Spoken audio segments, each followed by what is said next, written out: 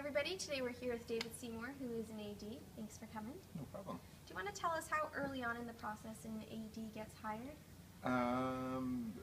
In terms of the process through which you go in order to get hired, I previously worked as a casting assistant and also as a background performer. And so I was introduced into the environment for a period of about 8 years before I decided to join the DGC. And the DGC is the Directors Guild of Canada, through which most productions in Ontario, at least, if not all of Canada, operate under the umbrella of. Right. So you must be a guild member in order to work as an AD here in this country. And did you have any connections to get your start?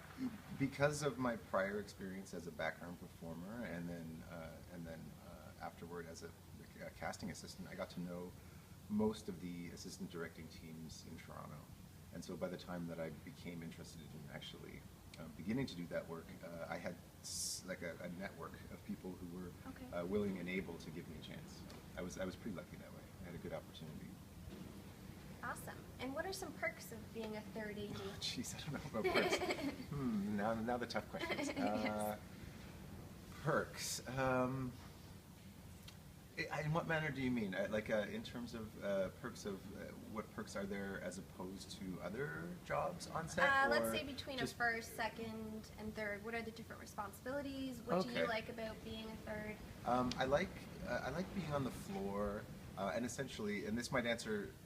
Sorry, sorry, I have to answer this. He's on call all. It's definitely not a perk is having voices in your head every minute of every hour of every day that you are working. Yes. I think I'm okay. Perk-wise, I think what I enjoy, the aspects that I enjoy about the job is the level of communication you have with just about every department and every level within that department on set. So I'm communicating throughout the day with background performers, the electric scripts, props, special effects departments, camera department constantly, and then of course my fellow ADs. And so for me, what I appreciate is coming to understand and enjoy how everyone else is actually experiencing the process of filmmaking. Yeah. So in a way, I'm a conduit of communication for all the different departments and for all of their various expertise, and that enables me to kind of glean a little from everybody else. Cool. And do ADs follow a timeline? Is there is the day set out every single day? Yeah. Who gets in trouble when that's not followed? Well, that's kind of one of the essential jobs of an AD on set is to, from the top down, to prepare in advance of what everyone's shooting, breaking down every day's shooting work. Sorry, again, I'm listening to voices. It's okay. Every day's shooting work is broken down and organized in such a fashion that it's as efficient as it can possibly be in the shortest amount of time that it can possibly be shot. Once any number of factors, usually kind of the human X factor, complicates that timeline, it does fall to the ADs to try to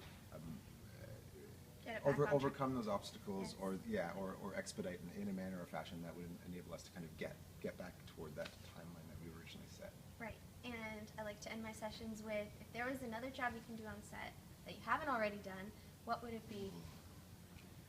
I'm not sure.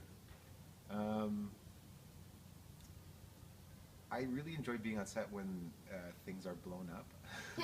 And so special effects might be really interesting to do from their side, but I also think that the pressure and the anxiety of having to be responsible for that would not be as fun as just allowing them to do their job, their technical job, and then enjoy the outcome of the product. So I have acted a little, and I've been a stand-in and photo double, and those are interesting to me too.